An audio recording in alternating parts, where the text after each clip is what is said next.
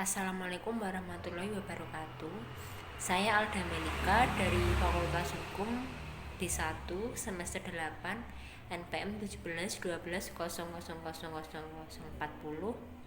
Di sini saya akan menjalankan tugas dari Bapak Jainal Arifin selaku dosen pengampu mata kuliah Hukum Media.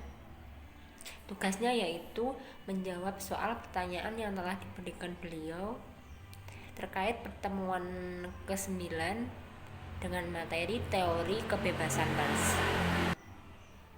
Pertanyaan yang pertama yaitu jelaskan pengertian pers liberalis dan berilah contohnya. Teori liberal, teori pers ini berkembang sebagai dampak dari media massa, pencerahan, dan teori umum tentang rasionalitas serta hak alamiah dan berusaha melawan pandangan otoriter. Sistem ini dipraktikkan di Inggris setelah tahun 1668. Asumsi dasar dari teori ini adalah bahwa manusia pada hakikatnya dilahirkan sebagai makhluk bebas yang dikendalikan oleh rasio dan akalnya, memiliki hak secara alamiah untuk mengejar kebenaran dan mengembangkan potensinya apabila diberikan iklim kebebasan memberikan pendapat. Pada dasarnya, media pers diberikan kebebasan berkarya dan bersifat swasta. Siapapun yang memiliki uang dapat menerbitkan media.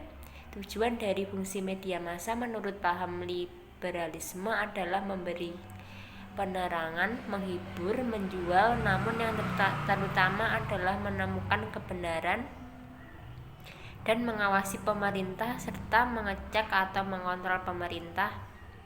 Media dilarang menyiarkan pencemaran nama baik atau penghinaan, menampilkan pornografi, tidak sopan, dan melawan pemerintah.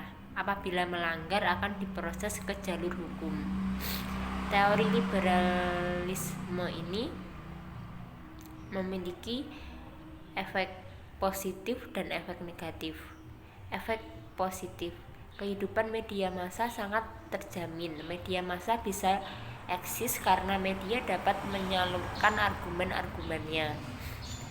Yang kedua, dari efek positif dari teori liberal yaitu kreativitas sangat tersalurkan karena media tidak disetir oleh negara. Yang ketiga, masyarakat akan mendapatkan pengetahuan dikarenakan media massa menjadi fasilitator. Yang keempat, kepemilikan media cenderung mudah karena untuk memiliki media tidak perlu lagi lisensi atau perjanjian dari negara yang bersangkutan. Yang kelima, media cenderung bebas membuat suatu berita asalkan tidak mengandung pelecehan, pornografi, dan kerendahan moral. Efek negatifnya, yang pertama, masyarakat yang tidak punya dalam arti miskin dapat didiskriminasikan. Yang kedua, kaum kapitalitas sangat merajalela karena dalam teori ini yang mampulah yang bisa maju dan berkembang. Yang ketiga, tidak adanya tanggung jawab dari media dari berita-berita yang telah disajikan dan pemerintah tidak bisa berbuat banyak. Yang keempat, keamanan kurang terjamin. Yang kelima, kestabilan ekonomi sangat kecil dikarenakan kestabilan ekonomi dipegang oleh setiap individu, bukan pemerintah atau negara. Soal yang kedua, jelaskan pengertian pers otoriter dan berilah contoh. Teori otoriter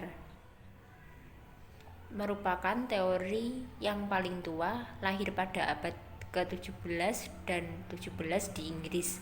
Menurut teori ini, media massa memiliki tujuan utama mendukung dan mengembangkan kebijaksanaan pemerintah yang sedang berkuasa dan untuk mengabdi kepada negara.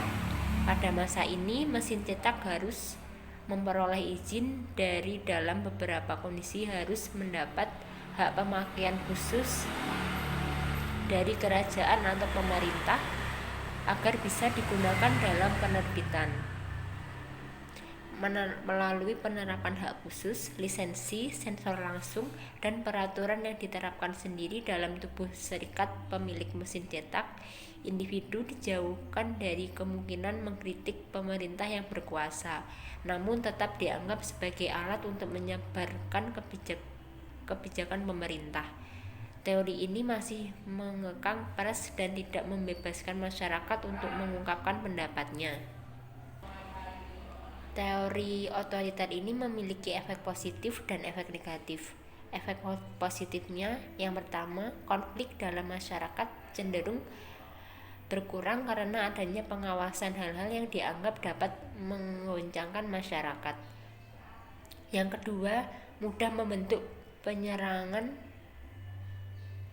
atau integritas dan konsensus yang diharapkan khususnya secara umum pada negara sedang membangun yang memerlukan kestabilan. Yang ketiga, akan terjadi negara yang aman dan damai karena pengawasan media sangat dikontrol oleh negara karena negara mempunyai kekuasaan yang absolut. Yang keempat, negara akan memiliki kestabilitasan ekonomi. Efek negatif dari teori otoriter. Yang pertama, adanya penekanan terhadap keinginan untuk bebas mengemukakan pendapat. Yang kedua, mudah terjadi pemberedelan penerbitan media yang cenderung menghancurkan suasana kerja dan lapangan penghasilan yang lebih mapan. 3. Tidak adanya kreativitas dalam bekerja. Yang keempat, kesempatan media untuk eksis dalam dunianya sangat kecil karena negara sangat mengontrol pergerakan media massa. Contoh dari teori otoriter, dalam otoritarian, hak untuk memiliki media massa dikeluarkan atas izin pemerintah melalui yang namanya hak paten. Hak paten ini bisa didapatkan apabila kita memiliki kedekatan dengan penguasa atau pemerintah. Hal ini malah akan menimbulkan yang namanya KKN, korupsi, kolusi, dan nepotisme karena hanya kerabat dan anggota keluarga dari penguasa atau pemerintahlah yang bisa memiliki media massa. Ini pernah terjadi di Indonesia ketika zaman Orde Baru, di mana media massa banyak dimiliki oleh kerabat dan anggota keluarga Soeharto, seperti TPI yang dulu dimiliki oleh Siti Harjayanti Rukmana, anak pertama Soeharto. Yang ketiga, jelaskan pengertian tanggung jawab sosial dan berilah contohnya. Teori tanggung jawab sosial. Pada dasarnya, tanggung jawab sosial hampir mirip dengan libertarian, di mana filsafat dasar yang dianutnya adalah manusia sebagai makhluk rasional dan memiliki akal. Jadi setiap orang berhak menentukan nasibnya sendiri dan memiliki kebebasan dalam berpendapat. Tetapi kebebasan seperti apakah? Kebebasan untuk bisa mencela orang lain, atau kebebasan membuka rahasia negara kepada negara lain, kebebasan berekspresi hingga merugikan orang lain. Disinilah teori pertanggungjawaban sosial hadir untuk melengkapi kekurangan yang ada dalam teori libertarian. Dalam teori tanggung jawab sosial, pers tetap mempunyai kebebasan dalam membuat berita dan informasi kepada masyarakat, dan juga pers atau media massa boleh dimiliki oleh siapapun tanpa harus memperoleh izin berupa hak paten dari pemerintah. Tetapi kebebasan pers itu tetap harus memperhatikan norma-norma yang berlaku di masyarakat. Jangan sampai pers malah membuat negara menjadi chaos dengan memberitanya yang bisa menghasut sekelompok masyarakat.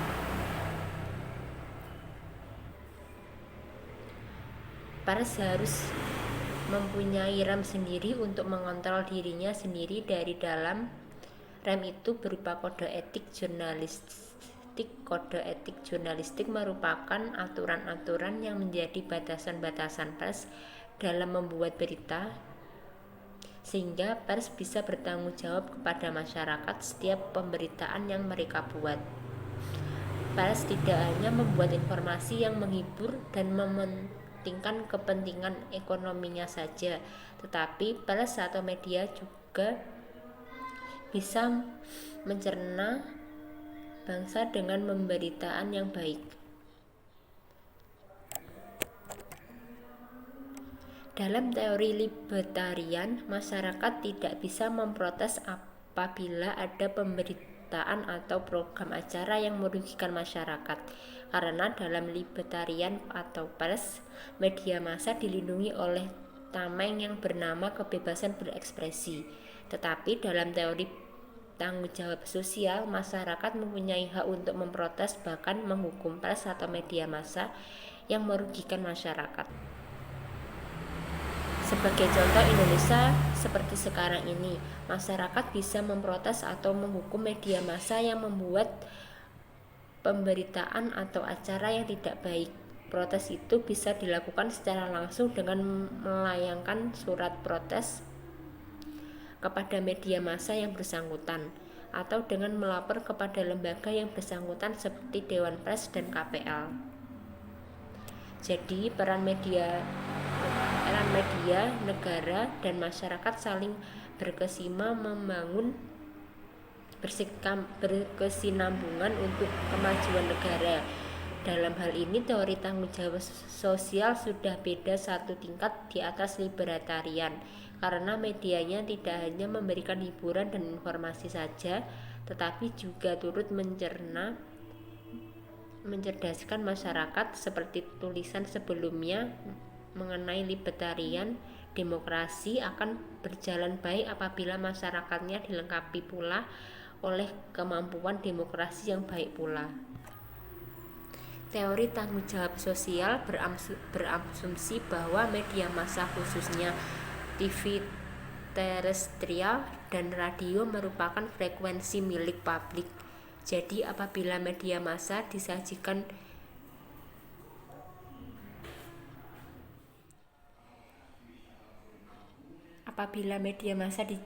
kendaraan politik suatu partai atau orang, maka sudah melanggar aturan dan norma-norma yang berlaku di masyarakat.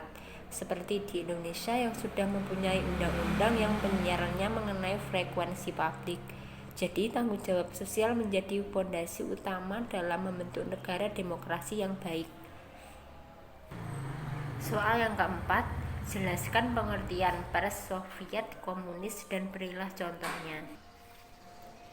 Teori Soviet totalitarian. Teori ini lahir di Uni Soviet, kemudian berkembang di negara-negara komunis Eropa Timur. Falsafah yang mendasarinya adalah ajaran Marxisme, Leninisme, Stalinisme, dan pembaruan pikiran-pikiran Hegel dengan cara berpikir Rusia pada abad 19. Tujuan teori ini adalah membantu suksesnya dan berlangsungnya sistem sosial Soviet, khususnya berlangsung di traktor partai. Dalam hal ini, media massa merupakan alat pemerintah atau partai dan merupakan bagian integral dari negara.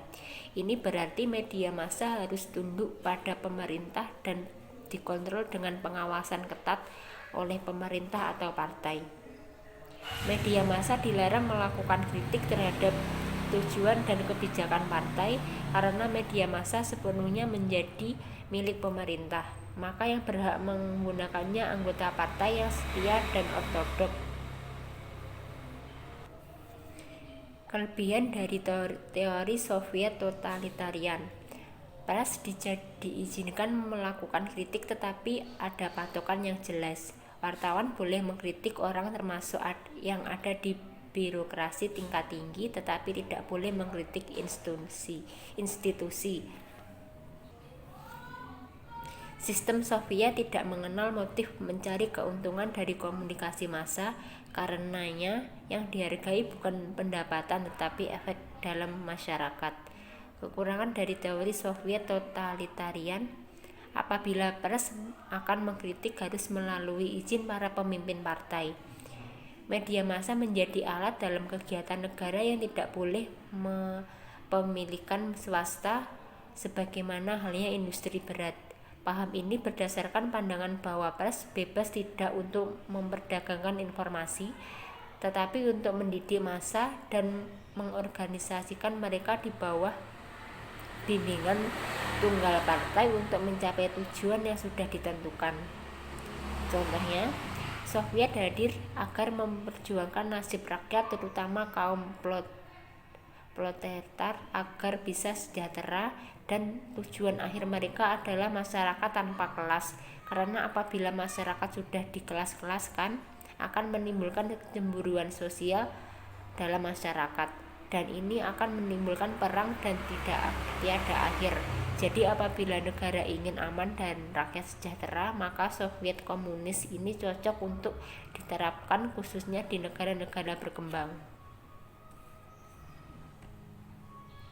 Sekian dari saya. Wassalamualaikum warahmatullahi wabarakatuh.